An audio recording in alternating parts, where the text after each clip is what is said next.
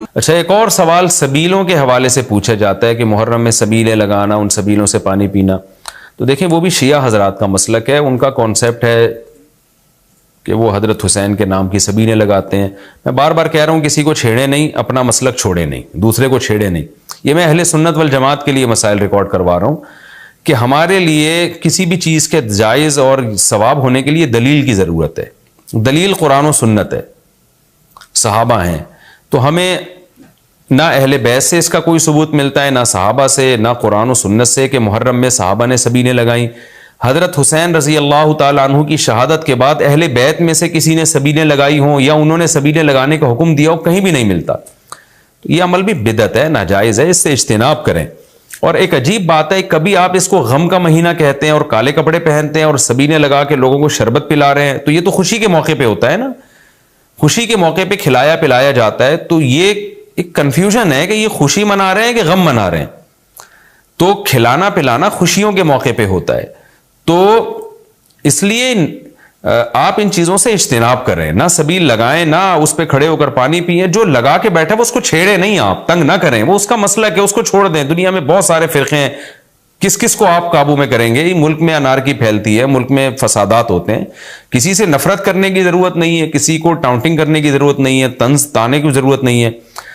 جو لگا کے بیٹھا ہوا ہے لگائے، جو پی رہا ہے اس کو پینے دیں، چھیڑے نہیں. لیکن میں آپ کے لیے یہ کہہ رہا ہوں جو اس وقت میرا پروگرام سن رہے ہیں، اگر آپ قرآن و سنت ہی کو فالو کرتے ہیں، آپ اہل سنت والجماعت میں ہیں، یا تو میں بار بار کہتا ہوں پورے شیعہ ہو جائے نا. پھر آپ ڈبل مسلکوں پہ چلنا تو یہ دنیا میں کسی کا بھی اصول نہیں ہے کہ آدھا ادھر آدھا ادھر، وہ تو کہیں کا بھی نہیں ہوتا. یا تو پورے ادھر ہو جائیں یا پھر پورے اہل سنت والجماعت بن جائیں. تو اہل سنت والجماعت کے ہاں یہ سبیلیں لگانا یہ جائز کام نہیں ہے، کیونکہ قرآن و سنت سے اس کا ثبوت نہیں ہے. لوگ کہتے ہیں ایک آدمی کسی کو شربت پلا رہا ہے، پانی پلا رہا ہے، تو پانی پلانا تو بڑا اچھا کام ہے. پانی پلانا اچھا کام ہے، پورے سال کسی دن کو خاص کر لینا یہ اچھا کام نہیں ہے. تو اس سے بدعت کی تائید ہوتی ہے. تو اگر کوئی پیاسا آپ کو نظر آتا ہے تو محرم میں ہو تو محرم میں بھی پلائیں، سفر میں ہو تو سفر میں بھی پلائیں.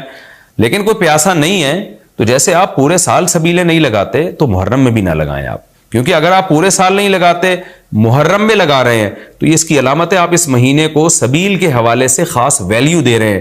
تو اس ویلیو کی آپ کے پاس قرآن و سنت سے دلیل ہونی چاہیے. دلیل نہیں ہے تو ہمارے پاس دلیل ہے. نبی صلی اللہ علیہ وسلم نے فرمایا من احدث فی امرنا ھذا ما لیس منہ فہو رد وفی روایت فہو مردود. جو ہمارے دین میں کوئی بھی نئی چیز لے کر آئے گا، نبی نے فرمایا وہ مردود ہے، ہم نہیں اس کو ایکسیپٹ کریں گے. تو اس لیے بھائی ہم تو اس حدیث کو فالو کرتے ہیں. تو کائنڈلی آپ حضرات سے گزارش ہے، ہاں کوئی پورے سال سبیل لگا کے بیٹھا ہو تو وہ محرم میں بھی لگا لے. کیوں؟ وہ اس لیے کہ وہ محرم کو الگ سے فضیلت نہیں دے رہا سبیل کے حوالے سے، بلکہ وہ کہہ رہے بھائی میں تو پورے سال لوگوں کو پانی پلاتا ہوں تو محرم میں بھی پلا رہا ہوں، میں تو پورے سال شربت پلاتا ہوں تو محرم میں بھی پلا رہا ہوں. لیکن ایک آدمی سال کے 11 مہینے نہیں پلاتا، صرف محرم میں سبیل لگا کے بیٹھا ہے، اس کا مطلب وہ اس مہینے کو سبیل کے حوالے سے زیادہ ویلیو دے رہا ہے. اس ویلیو کے لیے میں نے کہا دلیل چاہیے. دلیل آپ کے پاس اگر نہیں ہے تو پھر وہ حدیث ہے جو ہمارے دین میں نئی چیز ایجاد کرے گا تو وہ چیز مردود ہے. اس لیے اس عمل سے بھی اجتناب کریں. دیکھیں جنت میں جانے کے لیے ہمیں وہ کام کرنے پڑیں گے جو اللہ رسول نے بتائے ہیں، اور اس میں اپنی طرف سے ایڈیشن کرنا یہ ناجائز ہے. اس عمل کو شریعت میں بدعت سیئہ کہا جاتا ہے. اللہ تعالیٰ. اسی میں ایک سوال ہے جی، محرم میں نکاح کرنا کیسا ہے؟ یہ سوال بھی ظہور احمد نے کشمیر سے پوچھا ہے. محرم میں نکاح کرنا بھی جائز ہے، بلکہ ہمارے مسلک کے مطابق باعث برکت ہے. کیونکہ محرم کو اللہ کے نبی نے محترم قرار دیا ہے، جو قابل احترام مہینہ ہے تو مقدس ہے. تو مقدس مہینے میں عبادت کا ثواب بھی زیادہ ہوتا ہے، اور نکاح بھی شریعت میں عبادت ہے. نکاح کیسے عبادت ہے؟ شریعت نے نکاح میں عبادت کا رنگ ڈال دیا ہے. دیکھیں آپ کہ نکاح ایک معاملہ ہے، لیکن اس سے پہلے خطبہ بھی ہوتا ہے. خطبہ جمعے کی نماز سے پہلے ہوتا ہے، خطبہ عید کی نماز سے پہلے ہوتا ہے، خطبہ استسقاء کی نماز سے پہلے ہوتا ہے، خطبہ حج میں ہوتا ہے. یہ ساری عبادتیں ہیں نا جس میں خطبہ ہے. لیکن اسلام نے کیا کہا؟ نکاح سے پہلے بھی خطبہ ہوگا. اس کا مطلب اسلام نکاح کو عبادت قرار دے رہا ہے، نکاح میں عبادت کا رنگ بھر رہا ہے. تو عبادتیں تو مقدس مہینے میں زیادہ ثواب ہوتا ہے ان میں. تبھی آپ دیکھیں نبی صلی اللہ علیہ وسلم نے فرمایا رمضان کے بعد سب سے زیادہ روزوں کا ثواب محرم میں ملتا ہے. کیوں؟ مقدس ہے نا، تو عبادت کا ثواب بڑھ گیا اس میں. تو اس حدیث سے صاف ہمیں پتہ چلتا ہے کہ اگر کوئی محرم میں اس نیت سے نکاح کرتا ہے کہ مقدس مہینہ ہے تو اس میں عبادت کا ثواب بڑھ جائے گا اور اس میں انشاءاللہ اللہ سے امید کی جا سکتی ہے کہ خیر و برکت زیادہ ہوگی. تو اس کو منحوس سمجھنا جائز نہیں ہے. اگر آپ کہتے ہیں اس مہینے میں چونکہ حضرت حسین رضی اللہ تعالیٰ عنہ کی شہادت ہوئی ہے اس لیے منحوس ہے، تو یہ غلط ہے. ایک تو ہماری نظر میں شہادت ایک بہت مقدس مقام ہے، اس کی وجہ سے کوئی مہینہ منحوس نہیں ہو سکتا. مقدس تو ہو سکتا ہے، منحوس نہیں ہو سکتا. دوسری بات یہ کہ یکم محرم سے لے کے 29 یا 30 ذی الحجہ تک اسلامی تاریخ میں کوئی ایسا دن نہیں ہے جس میں کسی مقدس شخصیت کی شہادت نہ ہوئی ہو یا کسی پہ ظلم نہ ہوا ہو. اگر آپ تاریخ کے اوراق اٹھا کے دیکھیں، ہر مہینے ہر تاریخ کو کوئی نہ کوئی اسلام میں اچھا واقعہ بھی ہوا ہے اور برا واقعہ بھی ہوا ہے. حضرت عثمان رضی اللہ تعالیٰ عنہ کی شہادت ہوئی باغیوں کے ہاتھوں، خود نبی صلی اللہ علیہ وسلم کی وفات ہوئی ربیع الاول میں، اور بھری ہوئی ہے نا اسلامی تاریخ. حضرت علی رضی اللہ تعالیٰ عنہ کی شہادت ہوئی. تو ان تمام شہادتوں کے آپ ایام نکالیں، ان کے مہینے نکالیں، کوئی مہینہ نہیں بچے گا. تو اس بیس پہ اگر آپ کہتے ہیں کہ اس مہینے میں نکاح پسندیدہ نہیں ہے، پھر تو پہلی تاریخ سے لے کے سال کی آخری تاریخ تک کوئی تاریخ بھی ایسی نہیں ہے کہ جس میں انسان نکاح نہ کرے. اس کا مطلب پھر آپ کنوارے چھڑے چھاٹی گھومتے رہیں اور مسلمانوں کی پھر گروتھ ریشو تو میرا خیال ختم ہو جائے گا، مر جائیں، کہاں پیدا ہوں گے لوگ. اور اگر آپ کہتے ہیں کہ نہیں جی کسی شخصیت کے کسی دن میں انتقال کر جانے سے یا شہید ہو جانے سے یا اس پہ ظلم ہونے سے وہ دن منحوس نہیں بنتا، تو پھر 10 محرم بھی منحوس نہیں ہے.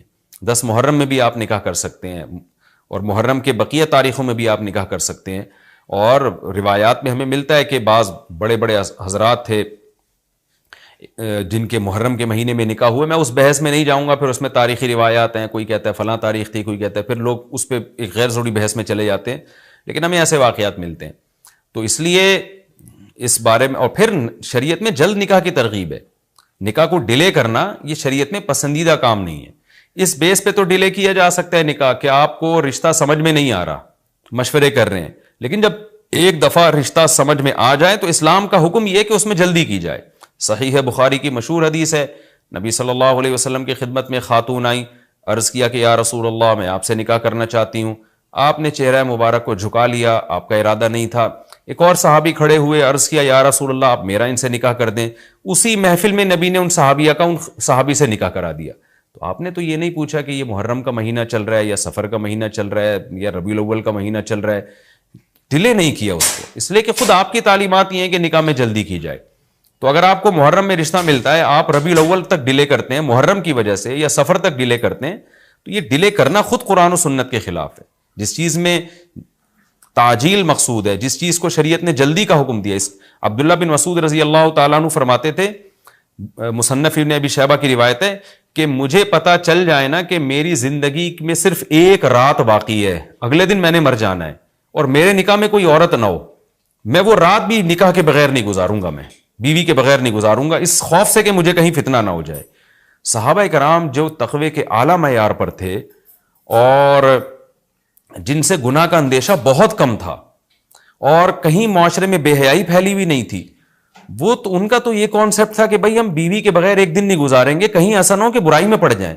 اور آج چاروں طرف بےہودگی پھیل رہی ہے، چاروں طرف بے شرمی، بے حیائی، انٹرنیٹ پر بےہودہ چیزیں، آپ یوٹیوب میں ویڈیو میں جائیں فوش چیزیں آ رہی ہیں، ہر چیز آپ کی شہوت کو برانگیختہ کرنے والی ہے. اور اس میں آپ یہ کہیں کہ ایک رشتہ طے بھی ہو چکا ہے، آپ صرف اس بیس پر آپ اس کو ڈیلے کر رہے ہیں، ایک مہینہ 2 مہینہ، لوگ سفر میں بھی نہیں کر رہے ہوتے، اور اس بیس پہ آپ ڈیلے کر رہے ہیں. اس میں خطرہ ہوتا ہے کہ مرد کسی گناہ میں نہ پڑ جائے، عورت کسی گناہ میں نہ پڑ جائے.